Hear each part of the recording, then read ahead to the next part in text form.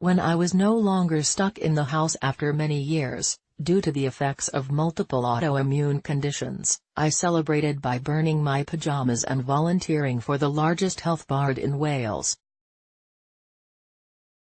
I had worked online as a writer and therapist during my long illness, but when I was well enough to leave home, I wanted to contribute to my local community. I rang the local health board in Southeast Wales and volunteered my services. They asked me to contribute to their newsletter. That newsletter contained my Kitchener moment, a small advert asking, "Are you a woman, under 30, disabled, LGBT, BAME?" As I am many of those things, I asked myself if I could contribute my passion, lived experience and training to a health board. I had never thought of a board role before, but I recognized it as somewhere I could have a voice in issues that impact on my life and matter most to me: social care, health and housing. Only 3% of public appointees identify as disabled, just 180 people out of 6,000 public appointments on 500 bodies.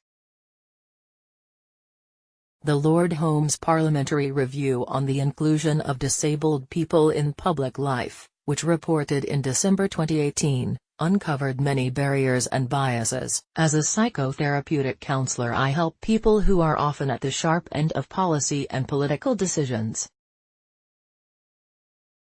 I thought I would bring a uniquely integrated view to board discussions, and I have. Since my first public appointment placement to the body responsible for delivering all NHS healthcare services in my area, I have also sat on the board of a health council for patient rights and advocacy, and I am now on Social Care Wales, which sets standards for the country's care and support workforce.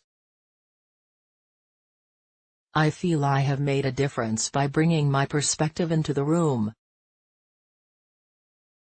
I've supported integrated practice between health and social care, and have called for managers' responsibilities to be highlighted in social care workers' guidelines, so that workers are clear what support they are entitled to and how to get it. Grace Quantock is on the board of Social Care Wales, which sets standards for the country's care and support workforce.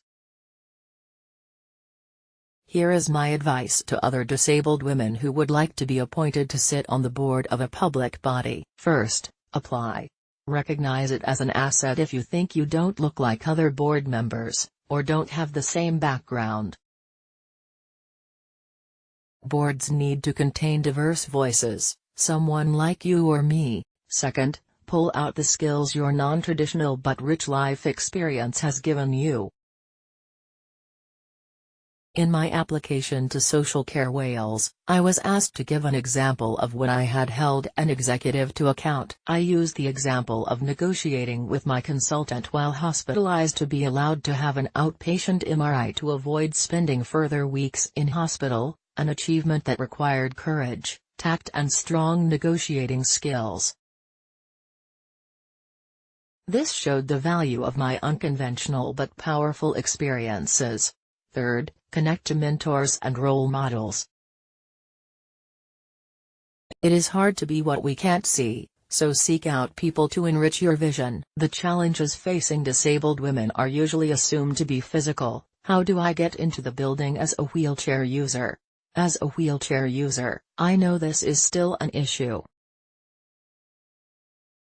However, we now also face more subtle but incredibly powerful stay-away signs, such as not seeing role models, unconventional CVs being judged as inferior in the application process, and a focus on experience gained in sectors in which disabled women are underrepresented. The Holmes Review has set a target of 11.3% disabled public appointees by 2022. Public bodies spend £200 billion a year and shape the lives of people across the UK. They range from the Arts Council to the Social Mobility Commission. The fact is, we do need you. You have too much talent to waste. Let's do this. Grace Quantock is a psychotherapeutic counselor, writer and board member for Social Care Wales.